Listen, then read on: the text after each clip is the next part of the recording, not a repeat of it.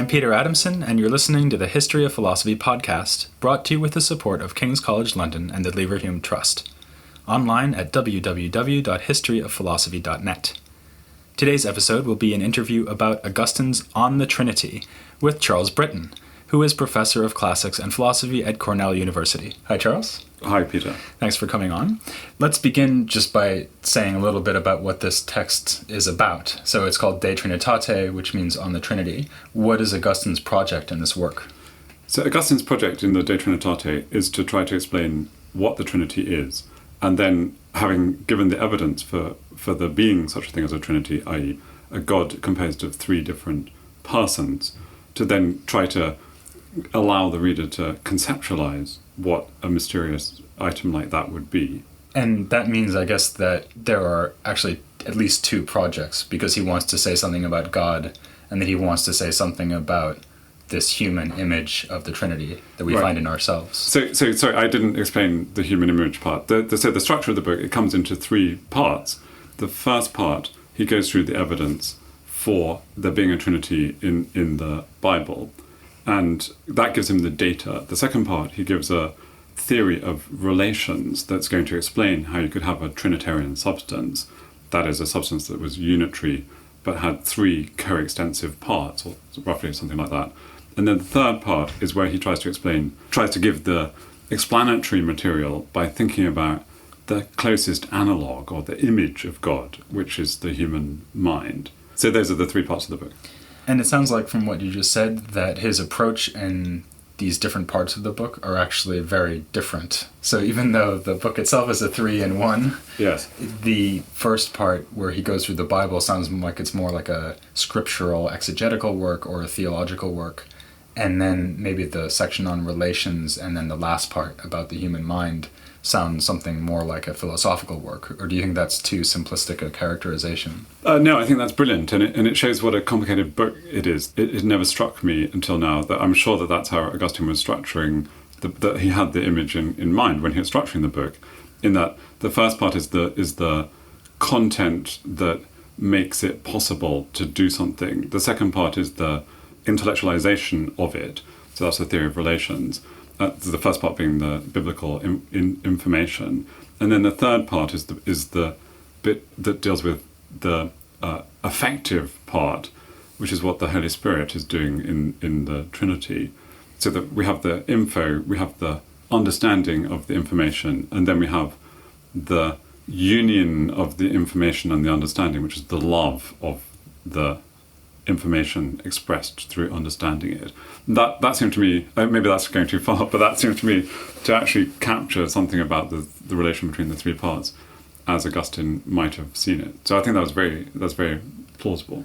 I guess also in the kind of historiography of how this work has been read, it was a very influential work in the medieval period. But nowadays, do you think it's fair to say that theologians read the first part and philosophers should read the second and third parts, but they don't? Is that pretty much how it works out?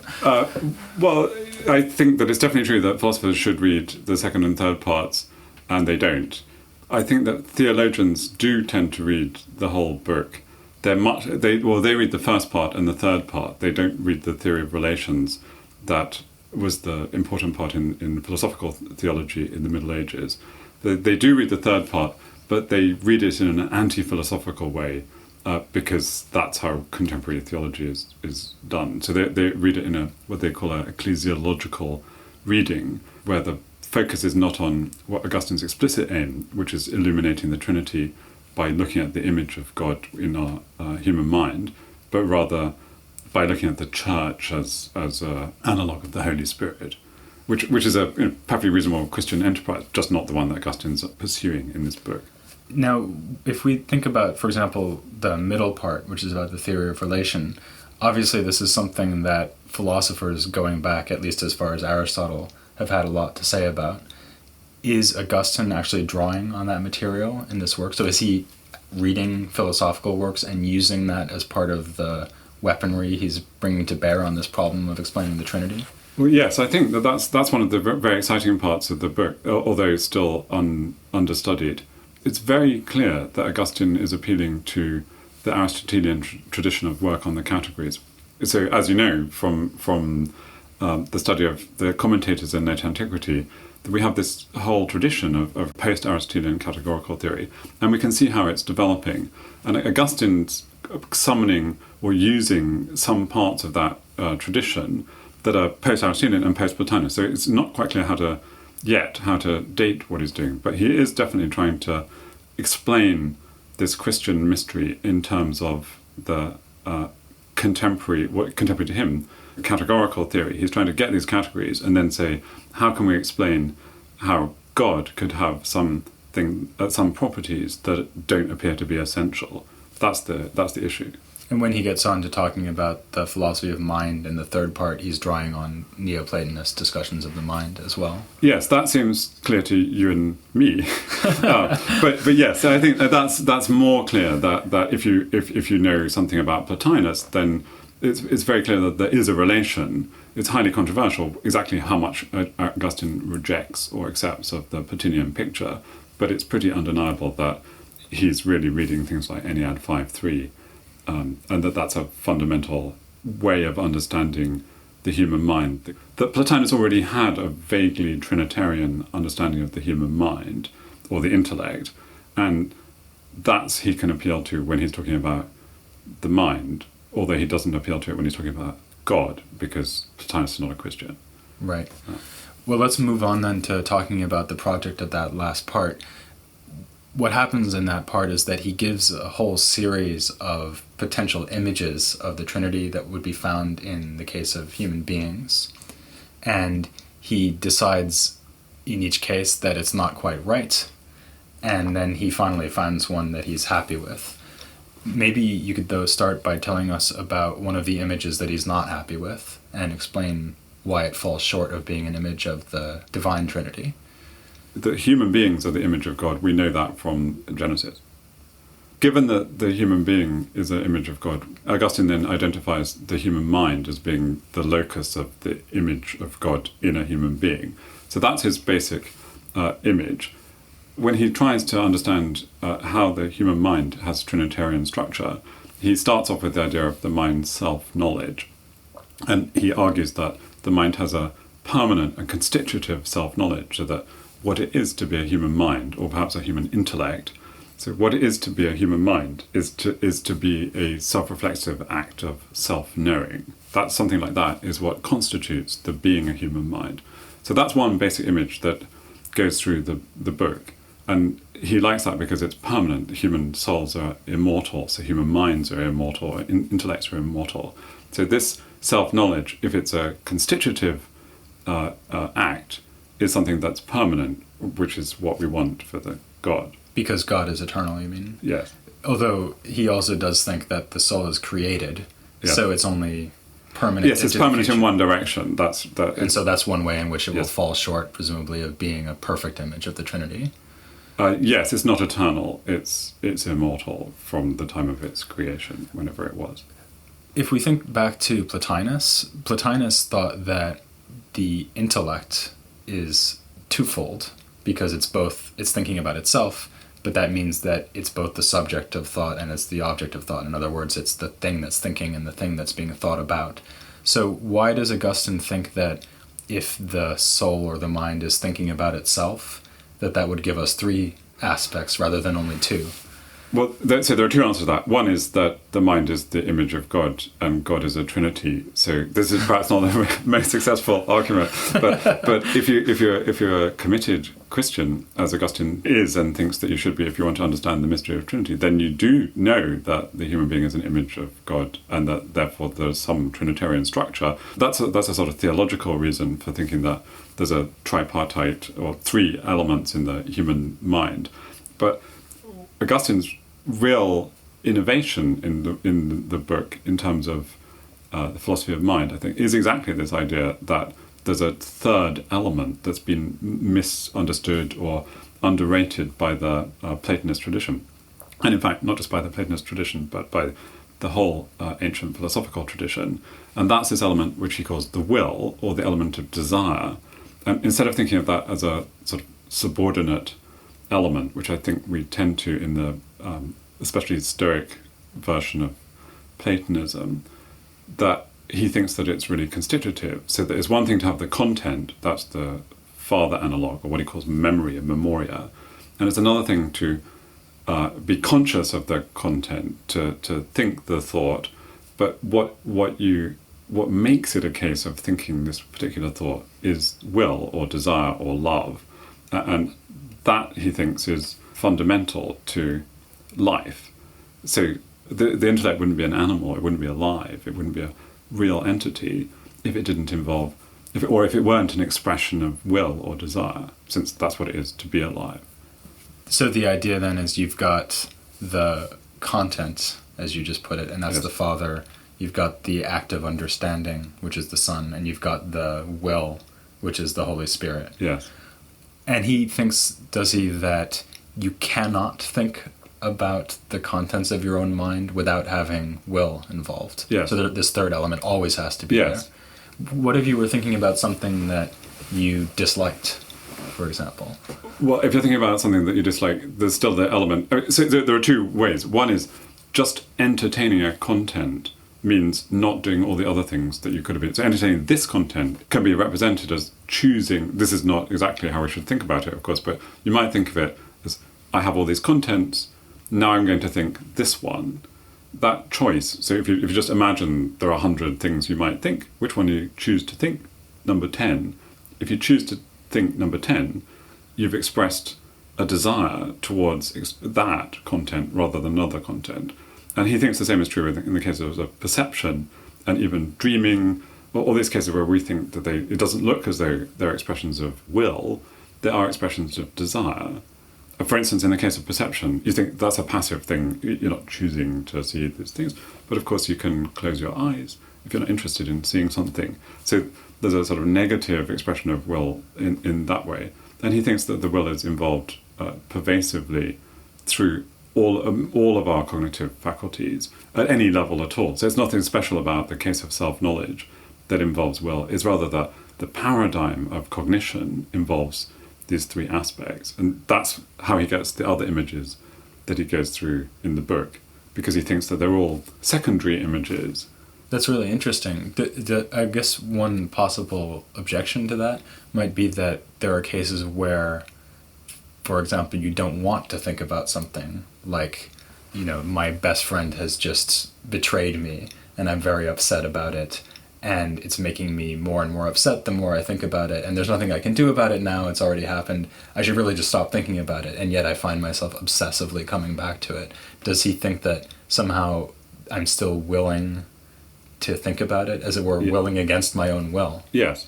He thinks that kind of experience is what it is to be a fallen soul or to be in a fallen body. That we have all kinds of apparently autonomous psychological systems, so that we can't resist having certain kinds of thoughts. But nevertheless, there wouldn't be a system. There would be the autonomy, the energy that makes any psychological process go is a kind of desire or expression of will. So we don't have unified psychologies or bodies. All the different subsystems are not unified in our case, and they won't be unless we go to heaven and have a different body and a purified mind. But each subsystem involves expression of will or desire, or what can be characterized as will or desire, even though it's not a conscious or explicit will. And he thinks the same is true for animals. And it also explains every different level of life. So that in the vegetative soul, and what makes your body work at all and your heart pump is somehow an expression of desire for life that we have. And if we had no interest at all in the body, literally no interest at all in the physical world, then we would be dead. Our body wouldn't function. He goes through all of these versions of the image of the Trinity that would be found in us. What are the kind of criteria that he's looking for? So what features does this human Trinity need to have that will qualify it as the best possible image of the divine Trinity? He has a list. He ends up with a list of 6 or maybe a few more criteria. Focus on the most important So I ones. start on the most important one. So the first thing is that it needs to be a Trinitarian substance. So we want something that would constitute a substance. That's why the mind is a good example. That it's Trinitarian, so it has three different aspects. Those are the basic idea for the to be an image of a God. Then there are more specific criteria that rule out various other possibilities. And the first one is permanence, or preferably eternity. So in a human case, we can't get eternity, but permanence is one desideratum, which is the self-knowledge case. Another criterion which goes with permanence is non-adventitiousness. So not to be adventitious means that it didn't start and then finish. So there's no change involved in God. We don't want any change in the image if we can not have a change. Third one, this is the most important one, is that the three aspects, or the three properties, or whatever they are, need to be equal to each other in the way that the persons of the Trinity are supposed to be equal to each other. And they need to be equal to each other and to the whole. That's what makes it a Trinitarian substance. So two things that he contrasts then are the case where you're actually thinking about some specific thing. For example, let's say the Pythagorean theorem. And the case where you're just thinking about yourself. And so by these criteria that you just listed, the thinking about yourself is better as an image of the Divine Trinity than thinking about the Pythagorean theorem. Yes. Why is that exactly? So in the case of thinking about yourself, you have one substance, not two. There's some controversy as to exactly how Augustine understands the eternal objects of thought. So if you think of mathematics as being eternal objects of thought, that's not so clear. But in general, if you think of some other object that isn't yourself, then you don't have one substance. So take a simpler case than the Pythagorean theory. Think about looking at a clock.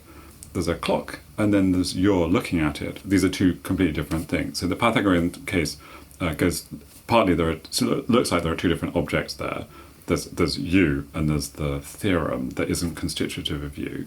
Secondly, it's not permanent. You only think about it for a certain amount of time. Thirdly, it's adventitious. You didn't probably always have the Pythagorean theorem as part of your mind. Speak for yourself. Well, that's actually one of the things that Augustine has a brilliant argument in Book 12 to show that Plato was wrong to think that we always knew the Pythagorean theorem and that we don't have innate knowledge. Oh, right, because the theory of recollection would say that actually all the contents we can get are already there. And so this is one of the ways in which Augustine differs from Plotinus, that he doesn't think that it's constitutive of the human mind to have the contents of the divine intellect already part of it in some complicated, latent way. Let's look then a little more at this case where you're thinking about or knowing yourself. It was his idea that anytime you're alive, you have this Trinitarian structure in your mind where you've got memory, in other words, the content, understanding, which is the grasp of the content, and will, which is the thing that binds them together. And that's just by thinking about yourself, even though you're not thinking about anything in particular.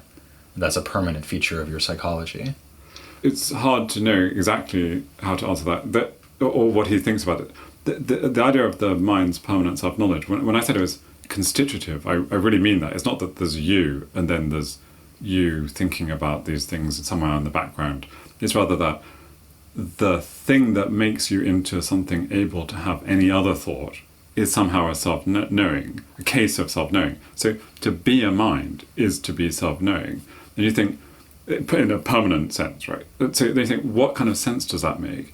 And this way, I think it gets really exciting and interesting for our understanding of philosophy of mind, that the idea has to be at least partly something like this, that to be a human mind or to be a cognitive agent involves having access to content and being conscious and then being able to, or thinking, or using your consciousness to entertain a certain given content. So the idea of the Trinitarian self-knowledge thing is to say that there are in fact these three elements that somehow are coextensive and identical, but you need to identify three different elements. If you thought of the mind as just being a storage place, like a memory, a content place, or a specific content, it would be inert. If you think of it as just a consciousness, it doesn't have any content to be conscious of. Will doesn't make sense, or desire doesn't make sense unless there's some subject-object. The idea is that what if you just try and think, what is the structure of a mind? What would it be to be a mind? Augustine thinks that this is what's good about the image, that he thinks it's just clear that there has to be a Trinitarian, or there have to be three aspects to the mind, the ones that he identifies. But he also thinks that you can make a good case anyhow, that these three aspects are just each the same thing, viewed in three different ways or with three different relations because to each other. The mind is its contents. It's the act of understanding, yes. and it is the will that binds the yes. two things together. And that if you think about any one of those by itself, you can see how. You see how this works. If you think of that, as I said about the will, try to think of a sort of constitutive desire. Just that the whole entity that you're thinking about is a constitutive desire.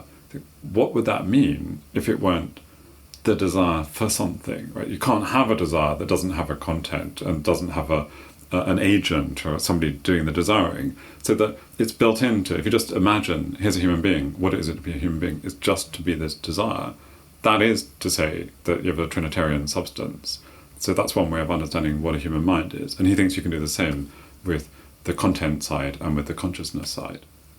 Would it be possible to think that what Augustine is doing in this work on the Trinity is exactly the thing that he's describing? So if you don't think about some thought that you've got about something, whether it's mathematics or something you've learned about, whatever it is, but rather you're just thinking about the nature of your own mind, which is of course what he's doing here in De Trinitate, is that the activity he's talking about as the best image of the Divine Trinity we can get in this life? Not exactly, but the two things. That's a good question. The two things are related in two different ways. One, so the first image was the mind's constitutive self-knowing, and the second image was the mind's thinking itself consciously, whatever exactly that means. So for the mind to think itself consciously correctly in a way that the content and the thought are identical, the mind needs to understand what its actual structure is. And one of the things that Augustine does in books 8 through 10 is give really quite good arguments for that the mind has a certain nature, that it's an immaterial substance of a certain kind, that the kind of cogito arguments that Augustine's famous for. So those arguments are doing what he thinks is necessary for you to have the second kind of self-knowing, the conscious self-knowing. Your intellect won't succeed in knowing itself if it thinks of itself as material. And so he's purifying the mind through these arguments and giving it the ability to know itself, or to make explicit what he thinks is its permanent self-knowledge of itself.